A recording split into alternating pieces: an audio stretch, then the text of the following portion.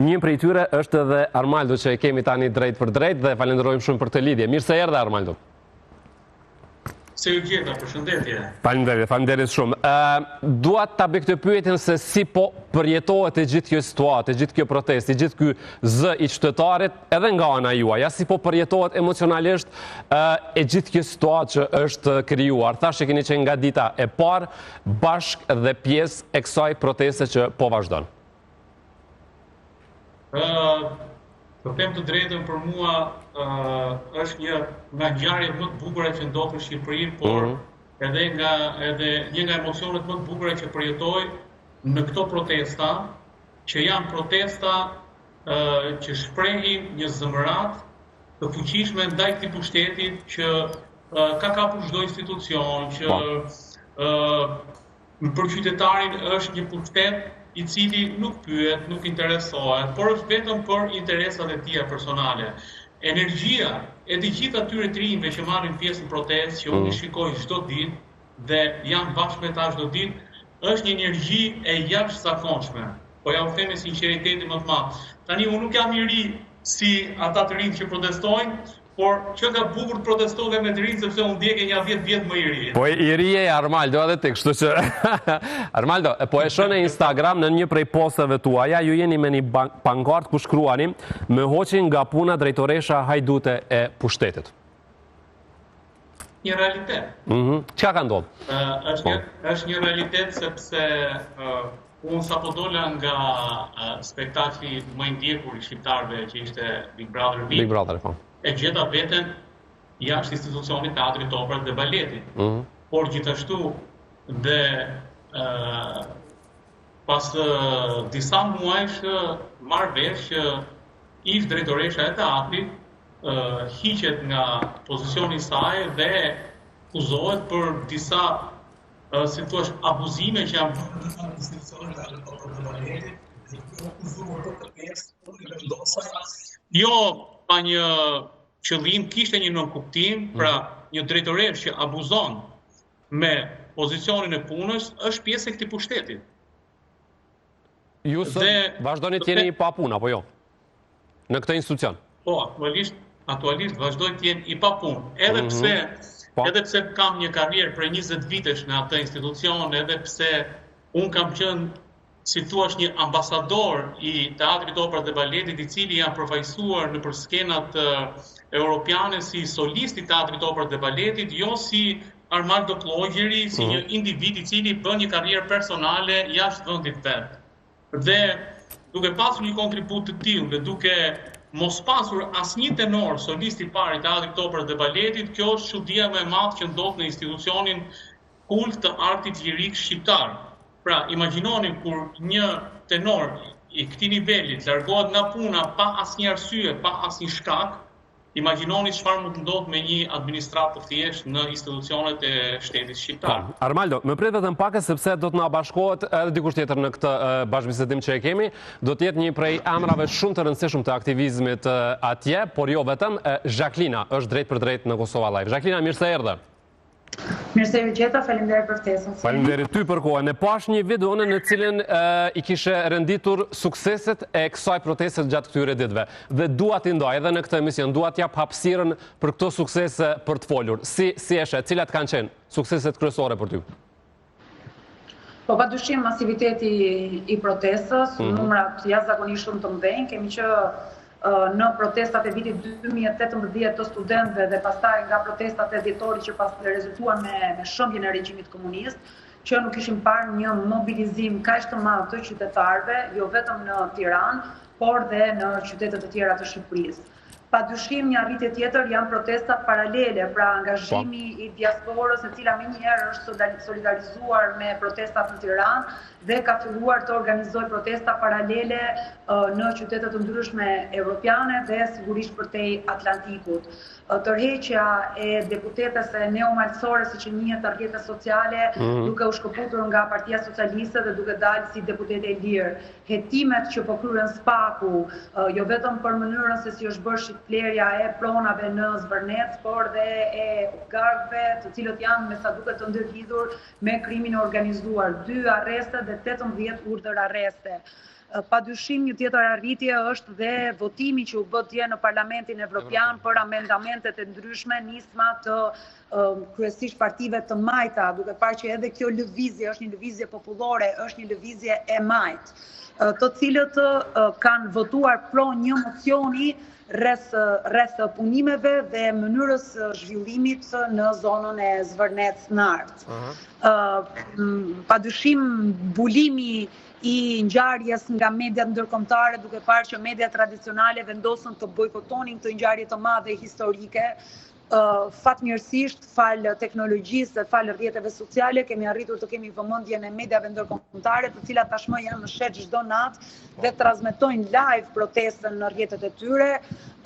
Padyshim bëjnë dhe intervista, pyesin influencer shqiptar, por ka dhe influencer dhe blogger të huaj, të cilët për momenti janë në Shqipëri dhe përdorin rrjetet e tyre sociale dhe kanë filluar të bëjnë hetime apo investigime të pavarura. Një tjetër turistë të cilët nuk janë të friksuar, po përkundrazi çdo ditë i bashkohen protestës me pankarta të ndryshme, duke u solidarizuar me protestën, me kërkesat e protestës, me protestuesit. Po, Jacqueline dhe Armaldo, se në fakt është interesant ju është në një lidhje bashkë tani më ndonë se të ndarë, po pas shumë kohë është në një emision, duat ju pyes kështu. Kemi folur shumë gjatë këtyre ditëve për ato që po ndodhin në Shqipëri dhe në përgjithësi është një vlerësim që atje nuk po protestohet vetëm për Zvërnecin, janë duke u protestuar për shumë gjëra të tjera që njerëzit kanë pasur pak kënaqësi gjatë gjithë këtyre viteve. Dhe duat më bëni pak një analizë të kësaj realisht që për çfarë konkretisht po protestohet? Tani sun, ngjarja, pika që bëri që të derdhej vazoja, ose që bëri që të hapej vazo e Pandorës, ishte padyshim ngjarja që ndodhi në 30 maj në Zvërnec, në mënyra se si ai qytetari thjesht u grabit, u tërhoq, mënyra se si ajo policia paralele, paramilitare ose ata burra të maskuar goditën me sprej policinë e shtetit dhe policia e shtetit nuk reagoi. Mendoj që në atë ngjarje, në atë zvarritje, në atë grabitje jemi identifikuar të gjithë qytetarët shqiptar në mënyra të ndryshme. Ndonse casus belli i kësaj proteste është padyshim zhvillimet dhe kompleksi apo investimi luksot që do bëhet në zonën e Zvërnec-Nartës. Ditën e parë dhe ditën e dytë sigurisht që kjo ishte ngjarja kryesore. Më pas qytetarët, pikërisht sepse u identifikuan në arrogancën e pushtetit, në keqqeverisjen, në të gjitha problematikat që gjejnë me të cilat përballen në përditshmëri, vendosën që Narta dhe Zvërneci nuk kishin arsyet e vetme pse ato duhet të dilnin në shesh. Po e gjithë mënyra se si është ndërtuar apo drejtuar Shqipëria në të paktën 5 vitet e fundit, lë për të dëshiruar dhe bën që njerëzit i bashkohen kësaj kauze madhore. Kërkesat kryesore të protestës kanë të bëjnë kryesisht me mënyrën se si shiten dhe investohet në tokat shqiptare. Kemi ligjin për investitorin strategjik, kemi ligjin për trashëgiminë kulturore, ligjin për tokat e mbrojtura, kemi ligjin e paketës së maleve dhe në fund fare projektligjin tashmë që ka dalë për diskutime në publik, projektligji për shitjen e tokave bujqësore. Dhe nëse je sadopak njohës i nocioneve juridike, e kupton që këto janë të gjitha mënyra se si tokat shqiptare t'jepen të huajve dhe e gjitha kjo mbyllet pa u mbyllur procesi i kthimit të tokave te ishpronarët. Tokat të cilat janë të marra që nga viti 1945 nga Partia Komuniste dhe tokat të cilat janë të marra nga ligji 7501 i bërë po nga shtojca e Partisë Komuniste që sot quhet Partia Demokratike. Kështu që këto janë gjitha mënyra të reja grabitjeje që mund t'i shpik vetëm një organizat kriminale dhe jo institucione qeveritare janë aty për të udhëhequr dhe jo për të sunduar. Pak a shumë kjo është situata. Pra ka një frustrim shumë të madh të qytetarëve dhe të klasës së mesme, e cila nuk del aty vetëm për këto ligjet që unë përmenda, po për qindra mira probleme të tjera që kanë të bëjnë me arsimin, që kanë të bëjnë me turizmin, që kanë të bëjnë me shëndetësinë, që kanë të bëjnë me ekonominë, që kanë të bëjnë me emigrimin, etj.